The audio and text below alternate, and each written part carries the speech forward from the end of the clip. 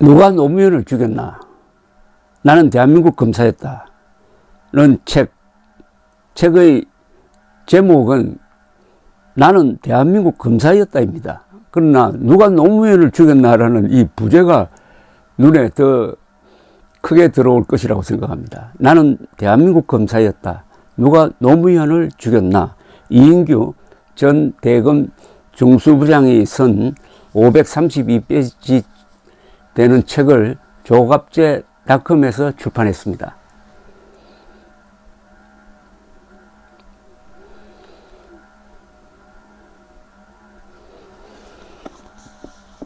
여기서 질문을 던집니다. 누가 노무현을 죽였나? 왜 이런 제목을 달았느냐 하면은 노무현 추종 세력, 이른바 진보 세력 또는 종북 좌파 세력 진영에서는 이인규가 노무현을 죽였다.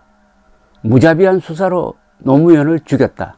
또는 논두렁 시계를 조작을 해가지고 노무현을 죽였다. 이런 프레임을 만들어가지고 퍼뜨리고 있습니다. 그래서 많은 사람들이 논두렁 시계 그거 실체가 없는데 검찰이 거짓말 했다. 이렇게 생각하는 사람들이 더 많을지 모릅니다. 이 책을 읽어보면은 논두렁 시계가 아니라 피아제 시계 2개가 확실히 존재한다는 게 확인이 됩니다. 그러나 논두렁 시계란 말은 검찰에서 하지 않았습니다. 그것은 언론에서 한 말입니다. 노무현 전 대통령이 검찰 조사를 받을 때 시계 이야기를 꺼내니까 부인 권양숙 여사가 바깥에 내다 버렸다라고 진술을 했습니다. 이게 일부 언론에 논두렁에 버렸다 해가지고 그게 거짓말이다. 논두렁에 버린 적이 없다. 라고 하면 될 텐데 논두렁 시계 없다. 이렇게 돼버린 거죠. 좌파의 전형적인 이 물타기 전술입니다. 사실과 거짓말을 섞어서 얼렁뚱땅 넘어가는 수법인데 논두렁 시계는 없었지만은 피아제 시계는 있었던 것이 분명하다는 사실을 이 책을 통해서 알 수가 있습니다. 누가 노무현을 죽였나? 내가 그러면 노무현을 죽였나? 다른 사람이 노무현을 죽였나? 한번 알아보자 하는 거대한 화두를 던지고 있는 책입니다. 나는 대한민국 검사였다. 이 책은 처음부터 끝까지 읽으면은 아마 여러분들이 한국 현대사에서 검찰이 차지하는 역할이 뭐였느냐, 검사가 무슨 역할을 했느냐를 알 수 있게 될 것이라고 생각합니다. 검사를 좋아하든 싫어하든 검찰이 한국 현대사에서 결정적인 국면에서 결정적 역할을 한 면이 몇 번 있습니다. 그래서 검사를 이해하는데 참 좋은 책입니다. 이 책의 시작은 이렇게 전개됩니다. 이 책의 맨 첫 페이지입니다. 토요일 이른 아침 핸드폰 벨 소리가 나를 깨웠다. 이렇게 시작됩니다. 임채진 검찰총장이 전화를 했다. 이 아침에 무슨 일일까? 황급히 정신을 차리고 전화를 받았다.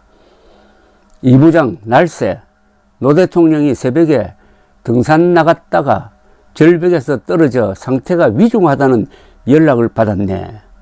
순간 머릿속이 하얘졌다. 어떻게 절벽에서 떨어졌습니까? 임채진 총장은 부산지검장으로부터 연락을 받았는데 자세한 것은 나도 모르네. 지금 사무실에서 봄새 경호원이 있었을 텐데 절벽에서 떨어지다니 도저히 믿기지 않았다.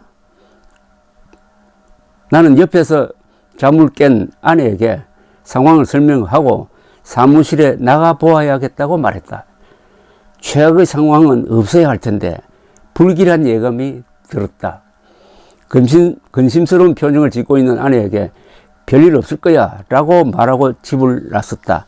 사실 이 말은 나의 간절한 바람이기도 했다. 자, 그 다음에 이제 장면이 바뀝니다. 그러니까 이인규 대검 중수부장은 2009년 5월 23일 노무현 자살 직후에 검찰을 떠나서 법무법인 발언에서 변호사로 제2의 인생을 시작했습니다. 제19대 대통령 선거에서 문재인 후보의 당선이 확정된 2017년 5월 10일 아침에 출근을 하니까 대표 변호사가 그의 사무실로 찾아와서 이렇게 이야기를 하더랍니다.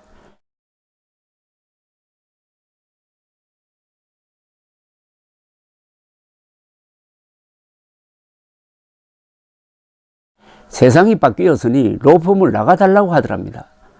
아니, 내가 무슨 잘못이 있어 로펌을 그만두느냐고 거절을 했더니 대표 변호사는 이렇게 말했다고 적었습니다. 문재인 캠프 핵심 인사에게 들었는데 당신은 꼭 손을 보겠다고 합니다. 그러면 같이 죽자는 말입니까? 이 변호사는 말문이 막혔지만 그만둘 수밖에 없었습니다. 문재인 정권의 잘못 보인 죄로 로펌에서 쫓겨났다는 소문이 돌아가지고 국내에서 변호사 생활을 계속하기도 어려워졌다고 합니다. 그는 중소기업 중앙회 법률 고문으로 홈앤쇼핑의 주식회사 설립에 관여한 적이 있었습니다. 이러한 인연으로 홈앤쇼핑의 사회이사를 지내기도 했었는데 어느 날 중소기업 중앙회 간부로부터 청와대 민정수석실에서 이인규 변호사와 관련된 홈앤쇼핑 자료를 모두 제출해달라고 한다는 말을 전해 들었다고 합니다.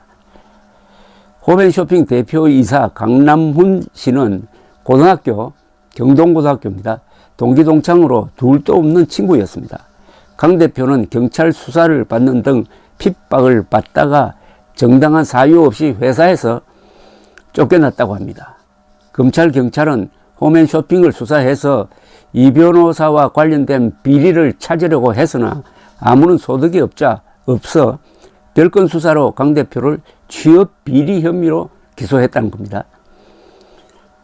이 강남훈 씨는 1심에서 징역 8월을 선고받고 법정 구속까지 되었으나 2020년 10월 항소심에서 무죄 판결, 2021년 4월 29일 대법원에서 최종적으로 무죄가 확정되었습니다. 강 대표는 그때 받은 스트레스로 병에 걸려서 생사를 넘나드는 힘든 나날을 보내고 있다고 합니다. 무고한 사람들이 가깝다는 이유로 고초를 겪는 것을 지켜보며 이러한 사태를 막기 위해 당분간 해외에 나가 있는 것이 좋을 것 같다고 판단해 2017년 8월 25일 2년 예정으로 미국으로 출국했더니 일부에서는 그에게 도망자 프레임을 씌우고 미국까지 따라오기도 하고 미국에 있는 좌파 인사들이 살고 있는 아파트 앞에서 시위를 하는 등 행패를 부리는 그런 나날을 보냈다고 합니다. 그러나 이인규 검사는 그 당하면서도 글을 썼습니다. 그게 바로 책이 되었습니다. 532페이지 책이 되었습니다. 이 사건 관련 공소시효가 완성된 직후에 책을 내야겠다고 결심을 했다는 것입니다. 제가 이 책 원고를 읽어보면서 느낀 소감은 이러했습니다. 이인규의 이 책은 역사의 진실을 위한 정면승부다. 그 결과로 노무현의 신화가 무너지고 문재인의 위선이 벗겨져도 그것은 별개의 문제다. 지금은 역사적 진실과 마주할 시간이고 국민들에게 꼭 알아야 할 사실을 전해주는 것이다. 그래서 이인규 변호사는 책 제목을 스스로 정했습니다. 나는 대한민국 검사다. 누가 노무현을 죽였나입니다. 그는 이 책을 쓰면서 실명을 원칙으로 했습니다. 동료 선배를 가리지 않고 호불호를 따지지 않고 사실에 충실했다는 이야기죠. 교정과 편집 과정에서 이인규 변호사처럼 이 저자처럼 철저하게 사실을 확인하는 사람을 저는 보지 못했습니다. 검사 시절의 그를 만난 적이 없는 저는 이 책을 만들면서 아, 이런 검사였겠구나 라고 짐작을 할 수 있었고, 대한민국이 그런 검사를 24년간 가졌다는 것은 행운이었다는 생각을 했습니다. 책 제목이 나는 대한민국 검사였다 가 바로 그런 뜻 아니겠습니까? 그가 주도한 굵직한 수사들로 해서 이 나라 지도부가 상당히 깨끗해질 수 있었다는 점에는 많은 사람들이 동의할 겁니다.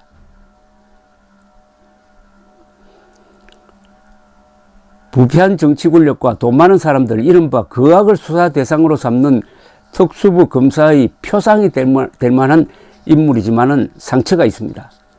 이 책은 아직 아물지 않은 그 상처를 덧나게 할 수도, 아물게 할 수도 있을 것입니다.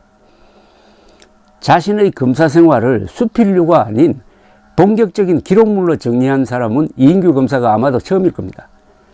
한국 부패 구조의 저수지 역할을 해온 재벌과 권력의 결탁을 정조준한 수사로 역사적 결과물을 만들어낸 이야기들은 긴장감이 넘칩니다. 단편적 언론 보도로는 드러나지 않는 검찰 내부의 수사 비화는 드라마적 요소가 있습니다. 민주화 이후에 대통령과 재벌의 유착을 어떻게 정리할 것인가는 사실상 한국의 어떻게 보면 이게 국가적 과제이기도 했었습니다. 이런 고민을 안고 이인규 검사가 SK그룹 분식회계 수사를 통해서 수사를 하던 중에 단서를 확보해가지고 수사의 기획과 실무를 사실상 지휘하였던 2002년 노무현 이회창 대결, 그 대선자금 수사는 결과적으로 선거를 매개로 해가지고 권력과 재벌이 유착하는 이 구조를 단절하고 한국의 정치 부패를 몇 단계 내리는데 결정적 역할을 했습니다. 그런데 거의 두 번째 큰 수사인 노무현 전 대통령 건은 피의자의 자살로 한국의 진로에 또 큰 영향을 주는 정치적 파장을 일으켰습니다. 이 책은 강볼 검사가 2000년대의 시대적 고민을 정면 돌파하면서 상처받은 이야기이기도 합니다. 문재인 정권 하에서도 그가 다치지 않을 수 있었던 것은 약점이 잡히지 않았기 때문일 것입니다. 그는 특수부 검사로 유명하지만은 주미 한국대사관 법무협력관으로 2년 열을 근무하는 등 6년 6개월 동안 국제 업무에 종사해가지고 넓은 시야를 가진 사람인데, 특히 미국 공무원들과 상대하면서 청렴한 공직 자세가 얼마나 중요하느냐 하는 것을 뼈저리게 느꼈다고 합니다. 깨끗한 권력자만큼 무서운 사람이 없습니다. 이인규 검사가 지난 14년 동안 감옥에 가지 않고 건재할 수 있었던 것은 이분이 약점이 없는 깨끗한 검사였다. 그래서 14년 만에 참고 참다가 14년 만에 처음으로 입을 연 것이 누가 노무현을 죽였나? 나는 대한민국 검사였다는 이 책입니다. 이 책 표 4에서 이인규 변호사는 이런 소감을 밝힙니다. 2009년 5월 23일 노무현 전 대통령이 타계한 지 어느덧 14년 가까운 세월이 흘렀다. 노무현을 가혹하게 비난했던 좌파 언론인들, 불똥이 튈까봐 그를 멀리했던 민주당 정치인들은 그가 극단적 선택으로 생을 마감하자 돌변했다.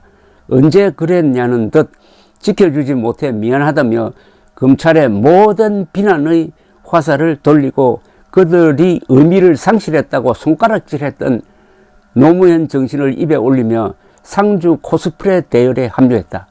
당시 변호인이었던 문재인 전 대통령 비서실장은 노무현 수사의 진실을 알고 있음에도 회고록 운명해서 과거의 한 말을 뒤집고 사실을 왜곡해 검찰 수사를 폄훼했다. 그들은 지금도 그저 논두렁식의 망신주기라는 말로 검찰이 허위 사실로 모욕을 주어 노무현을 죽음에 이르게 했다고 경강부회하고 있다. 노 전 대통령이 저지른 비리의 실체를 은폐하고 검찰을 악마화하고 있는 것이다. 그 결과 인터넷 공간에는 억측과 허위 사실이 마치 진실인 것처럼 떠들고 있다. 노 전 대통령 수사는 대한민국의 정의와 법질서 수호라는 소명을 부여받은 검사로서 마땅히 해야 할 일이었고, 당시 수사 기록은 영구 보존 중이다. 수사를 지휘했던 나 자신의 개인적인 명예는 물론 검찰에 대한 국민의 신뢰를 위해서라도 더 이상 거짓에 침묵할 수는 없다.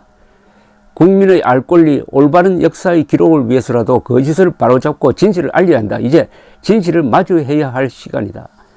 거짓에 침묵할 수는 없다. 나는 대한민국 검사였다. 누가 노무현을 죽였나? 이 책 안에 누가 노무현을 죽였나에 대한 해답이 있습니다. 감사합니다.